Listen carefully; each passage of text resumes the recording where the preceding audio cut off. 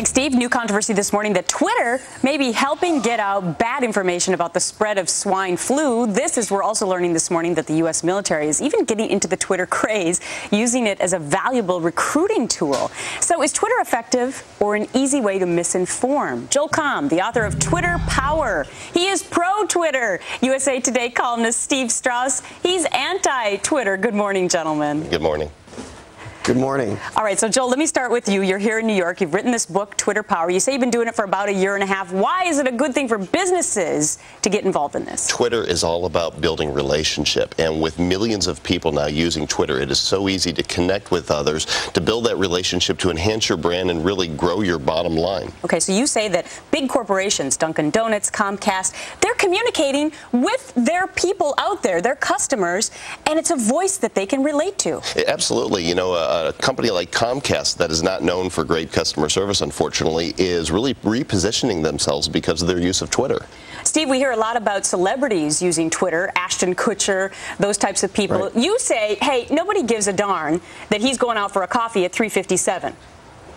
Well, that's for sure. And I know it's very blasphemous that I'm saying, you know, don't tweet. But look, I love helping small business. That's what I do in my USA Today column, in my books, at my website, Mr. Allbiz.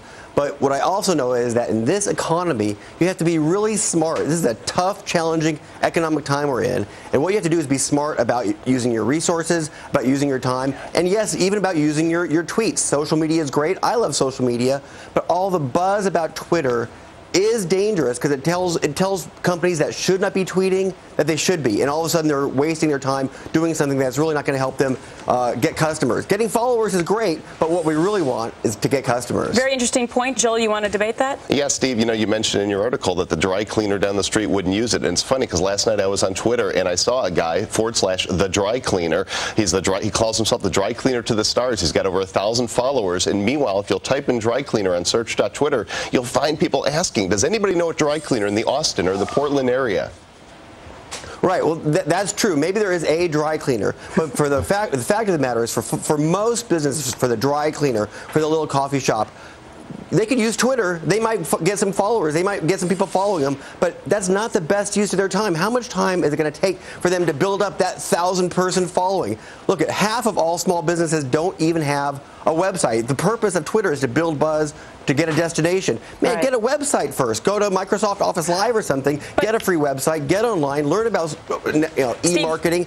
Steve, I'm running out of time, Twitter. so I want to get Joel to just weigh in here. Are you saying, Joel, that if you don't keep up with the times, I mean, we Twitter on the show, if you don't keep up with the times, then you'll be way too far into the past? You know, Twitter is the water cooler of our time. There's millions of people that are gathering, and you want to go to where the eyeballs and the ears are that people are talking, and Twitter is it. All right, Joel and Steve, interesting debate. Thanks so much for sharing your time with us today.